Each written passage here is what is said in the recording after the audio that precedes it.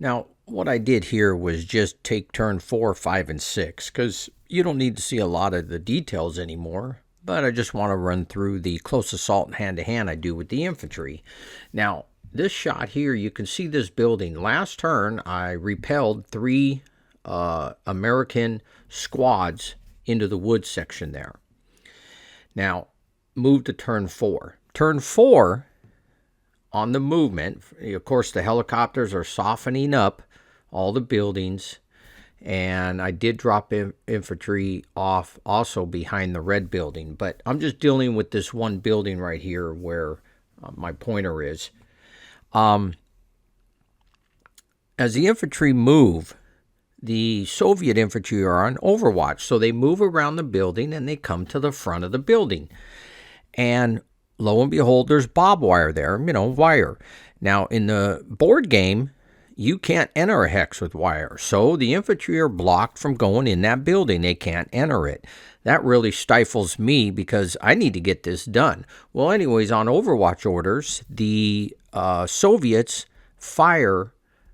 They step out of the building, they fire their RPGs. They're on fire move orders. They fire their RPGs and small arms, and it's kind of weak. You would think the RPGs are better, but they're kind of weak. They have a hit number of like an 8. Between 8 and 12, the Soviets are firing at the Americans in the open. They only have a defense of 1, but I think they managed to get 1 suppression and didn't do anything else. And then with the move orders, the Soviets move up a level. I wanted them up a level because they get modifiers when you do the hand-to-hand combat.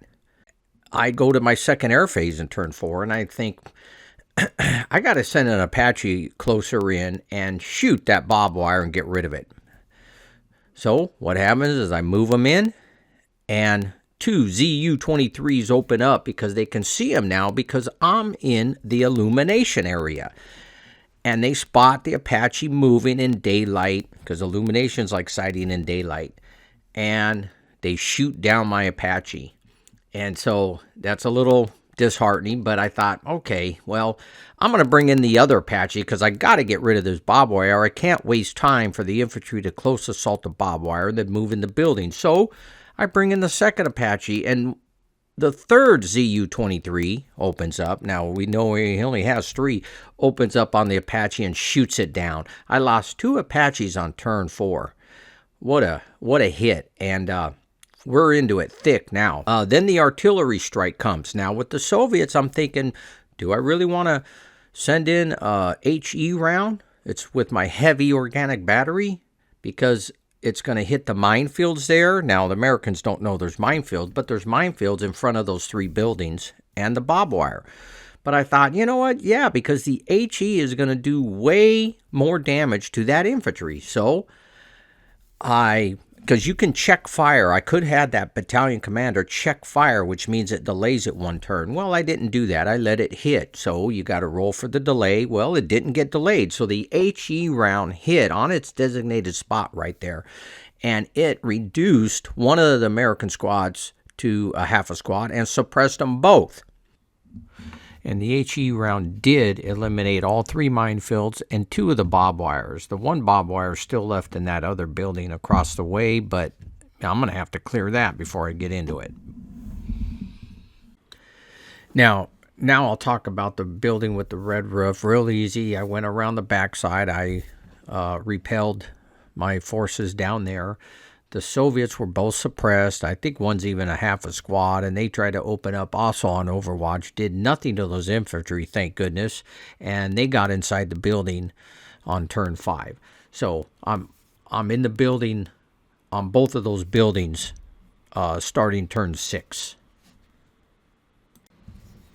Now just a couple other things. Turn 5 is a daytime sighting, so those all 3 ZU-23s opened up, but my scouts and headquarters in the back there are at low level, and they're spotting for the Cobras. And the Cobras have been shooting their rockets and guns and taking out, I think, 1 other squad they ended up taking out in hasty entrenchment. But ZU-23s, now, you see them down here in the woods. One of them has a red marker because, again, I'm just going over what I did. I'm not really following my pattern.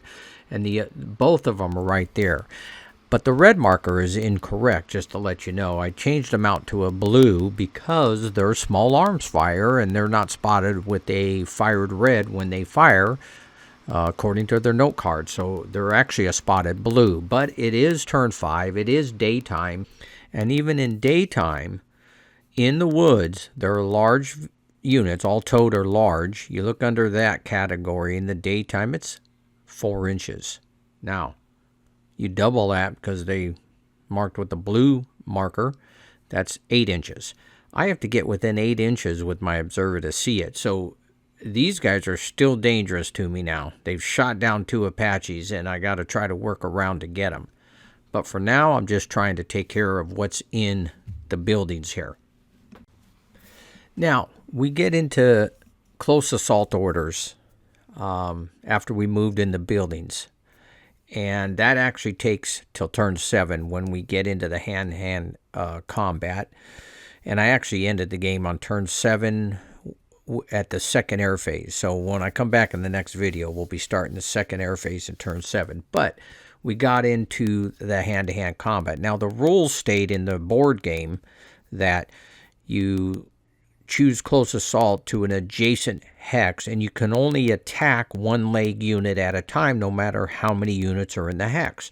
In my game, what I've decided when you're inside a building is one squad can attack one squad. If there's another squad there, an opponent, and I have another squad, then that squad can attack that squad. So basically, it's equaled out 1 per 1. Because you're only allowed 2 squads on a level. If there's only 1 squad on one side, then you get the modifier of having the extra squad. So that's the way I do it. So the Soviets weren't allowed to give close assault orders to their squads because they're suppressed, and you can't do that. The American, remember, I moved in the one fresh guy, and he remained fresh, even though the Soviets were still trying to fire at him small arms a couple times, but kind of weak shots. Anyways, I gave the one full squad close assault, becomes a hand-to-hand battle, and you do modifiers.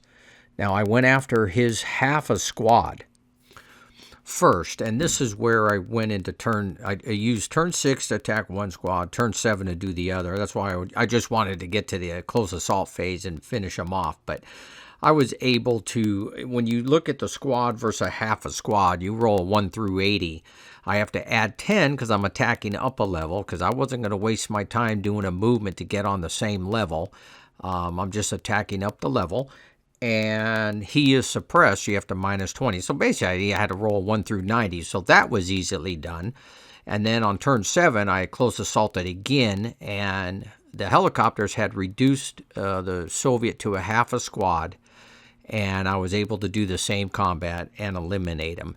But I got to say, the Soviets are really, really tough defenders. I mean, I've been laying into these guys with the helicopters, and it took the infantry to go in there and get them out. Otherwise, the helicopters would never fish these guys out of the buildings. And the Soviets are given orders to no retreat and fight to the last man. Now, I want to point out that the ZU-23, I'm measuring from my Cobra over to it because it also fired and it was given a spotted blue marker, but I had to move the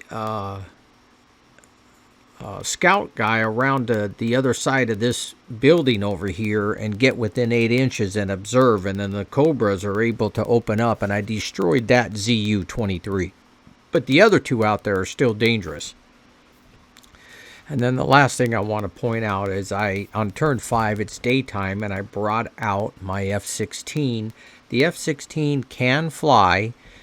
You got to pick your level, LL, LM, HH, and they can acquire ground targets they could see in the open. And the Soviets were marching up these infantry from the 2nd Company to get up there to the fight, and I went after them. And you can see right here, you can see the F-16 coming. Well, the range of their small arms guns, I went LM. They were all, shot at the aircraft, and they ended up suppressing it. So when the aircraft dropped its napalm, it didn't help then, and the napalm scattered, and it scattered maximum distance, and I missed every infantry there. So it flew off the edge of the board. It has to fly whatever direction you're flying. You have to go off that side of the board, and then on turn 6, it came back on. And this time, of course, I dispersed the infantry, said, forget that. Once they got over the bridge, I got them all separated. And the jet came across again, and he missed again because he was still suppressed. And then on turn 7, I haven't brought him in yet. I'm going to bring him in on the second air phase. But what a great battle this is. We're heavy into it now. There's no holds barred. I'm not holding back and trying to use any tactics. The Americans have cleaned out 2 buildings, and they're working on the third. They have the squads dropped on the outside, and we're going to have to do the same thing we did on the other buildings. We got to get through the barbed wire, get in the building, assault the infantry. But I'm not waiting with the other squads to do that. I'm picking them up, and I'm going to fly them around. This time I'm going to go to both sides of the board, and we're going to try to assault 2 different buildings at the same time. And the jet, I'm going to start hitting the building where the battalion commander is if I can. So we just got to go for it now. We'll see what happens.